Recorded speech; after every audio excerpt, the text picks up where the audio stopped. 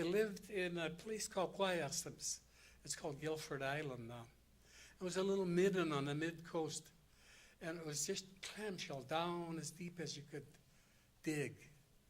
And it was fronted by the ocean and cradled by the forest behind it.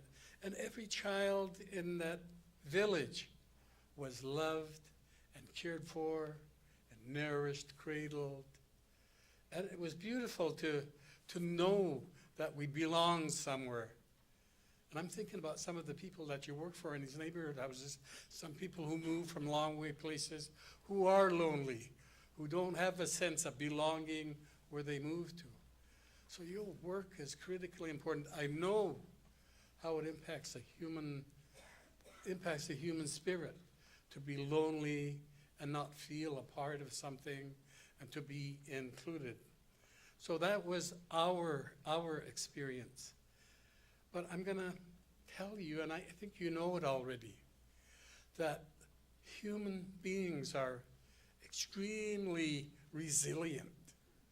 The people you work for, wherever you work in these neighborhood houses, are resilient. And they will always respond to the idea that they have value and purpose and that they can empower themselves to seek that elusive sort of sense of belonging and being part of something and that happiness of meeting their purpose. So what is happening in the new neighborhood organizing movement is an effort to re-empower people moving from being clients to being citizens. And I don't mean that legally, I mean that as a member of a democracy. I think that if you thought about a community and a local place, community is too vague a word, a local place, it's not very big, and you thought about how powerful could this place be? I think there is an answer to that, and it is it would be as powerful as it can be if everybody there was able to contribute to everybody there their gifts and their capacities. All right? And that in many communities, if you look at the reality, there are a lot of people sort of at the center who have influence and power because their gifts and capacities are recognized. And then there's a set of people at the edge who are thought to be somehow lacking, deficient. They often have labels that sound like developmentally disabled or welfare mom or ex-convict or mentally ill. Incidentally, all of these labels are ways of saying you don't have anything to contribute, right? So let me say, I have a really bad heart. I've had bypass operation, right? And I don't know whether he didn't introduce me as bad-hearted John.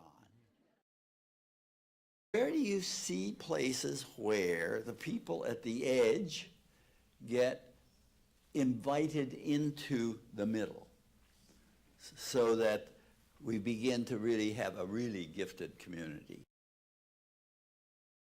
Okay, I'll try and be brief on this.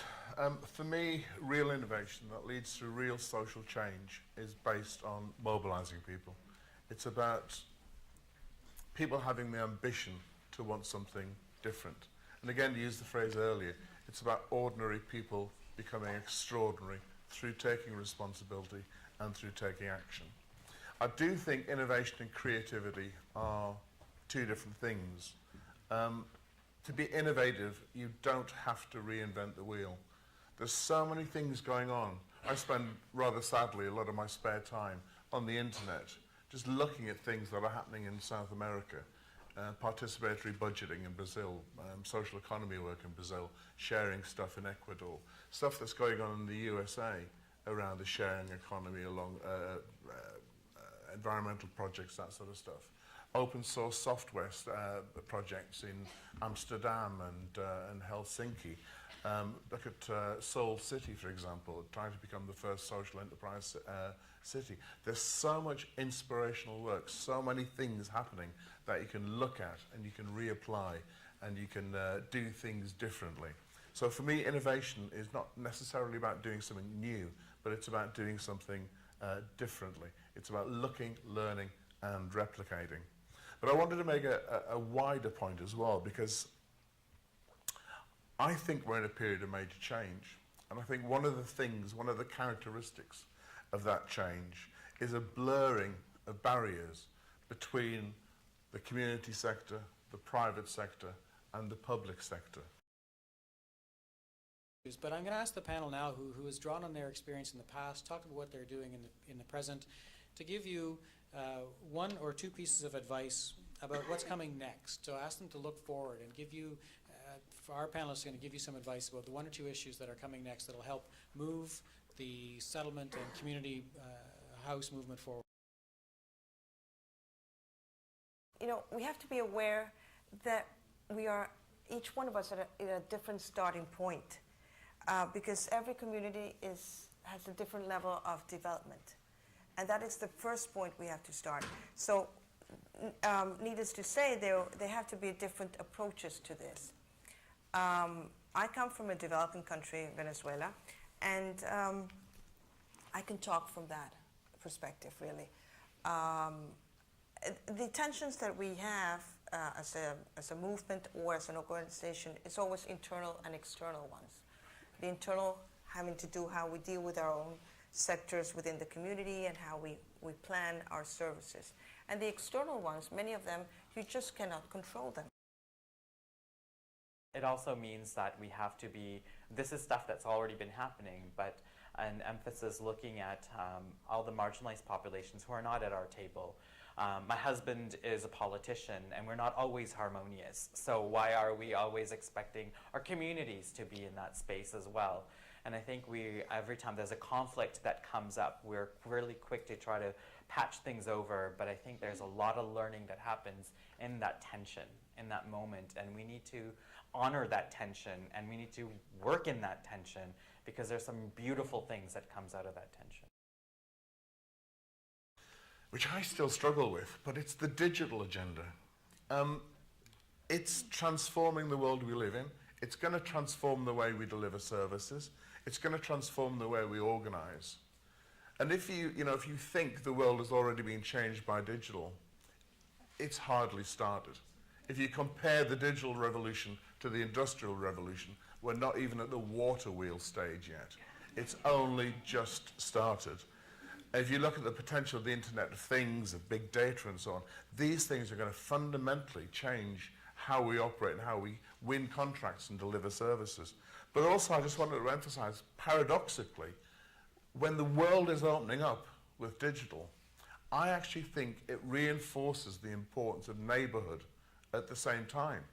Because for me, a 21st century person is somebody who steps out with one foot into the big wide world, into the digital world, into the interconnected world, but keeps their other foot firmly rooted in their community, because that's where they live, that's where their children live, their families live, and that's what they care about.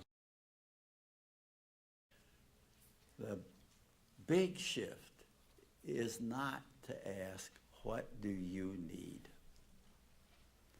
The big shift is, what is it that you can imagine that would make the neighborhood better?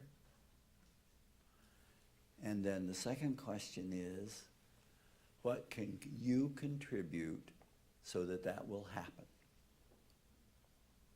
And the third question is, once you are the visionary and you are the principal producer, how can we support you? And that's where I think the future of the neighborhood field is going. And it's a wonderful transition. It's not threatening.